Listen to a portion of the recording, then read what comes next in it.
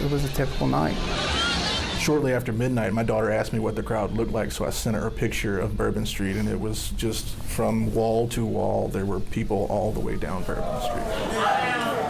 Having to do, security and work detail, on Bourbon, drunk people, intoxicated people, tourists.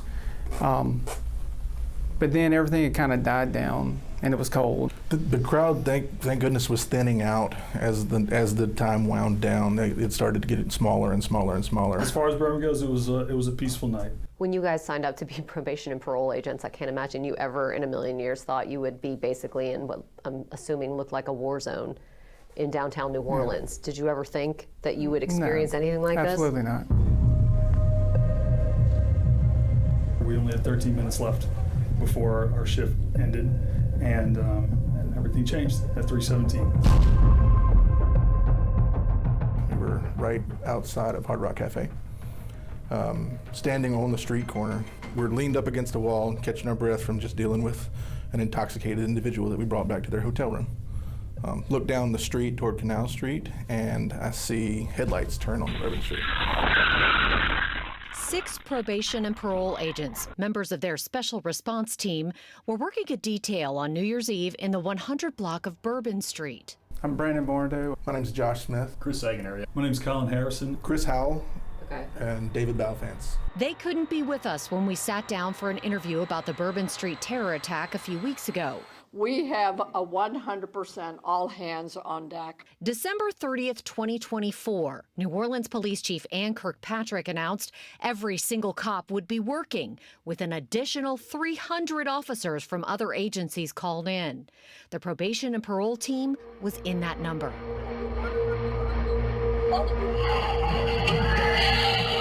We're just assuming it's a drunk person turning on Bourbon Street. What was your aha moment that told you this isn't just a drunk person driving down Bourbon?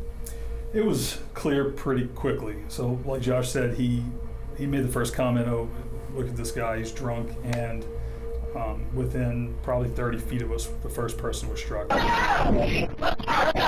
He doesn't slow down. He hits the gas and he starts going faster. And as he travels down the street, you're still hearing him make contact with individuals. At that point, you realize that it's on purpose, that he is intentionally killing people. There was the flag affixed to the back of the truck. It was an ISIS flag. They would later learn that 42-year-old Shamsuddin Jabbar, a U.S. Army veteran inspired by the Islamic terror organization, was the man driving, intentionally killing as many as he could. So this was worse than anything that you saw when you were serving in the military? Absolutely. We start running. And the first thing we see when we run past that guardrail is the first individual that we come across that's deceased. And she's laying on the ground and her eyes are fixed.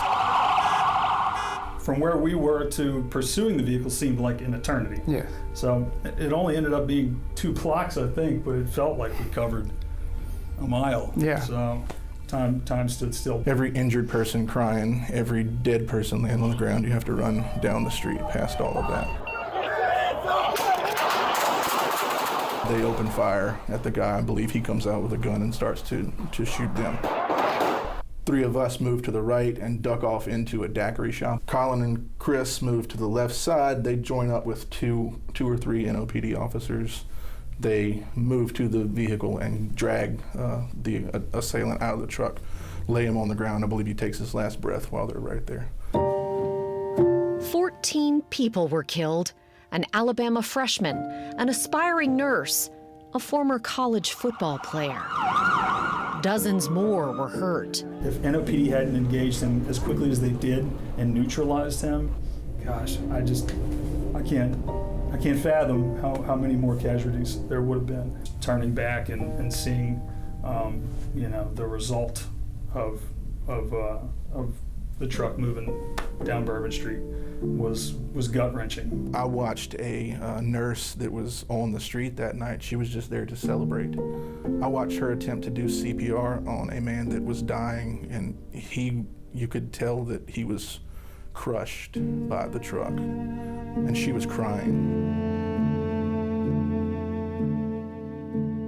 You look at someone on the ground You know, it's like I'm a brother, I'm an uncle, I'm a father. You're looking at him and you're thinking, his family doesn't know yet. Unfortunately, in New Orleans, we've seen too much of pain and suffering, and the one thing that always manages to surface is what incredible humans we have there, you know? You all included. Have you guys heard from any of the victims since this happened? Yes, ma'am. Yeah? Yeah. What did you hear? Tell me about it. I think I'll keep that private, if that's okay. I've never felt more pride to be a member of this community than I did that night. Everyone acted admirably, not just the people here. I'm proud of these guys in our department, but like I said, again, NOPD, they deserve so much credit. Wildlife and Fisheries, all the agencies that were there. It was a proud moment. Are you guys going to do it again? Yes. Absolutely. Yes. Are you really? We'll be there Yeah. next week, yes, ma'am. Without hesitation, a resounding yes from all of them. They are back down here today. These guys are members of the same team that raced in to help all of those people who were hurt in that massive pileup on I-55 in the super fog a couple of years ago. They are heroes without hesitation. We asked the NOPD's first responders to do an interview with us for this story, but they declined. And as you heard from the officers, they too deserve so much credit for their incredible, brave actions a year ago today.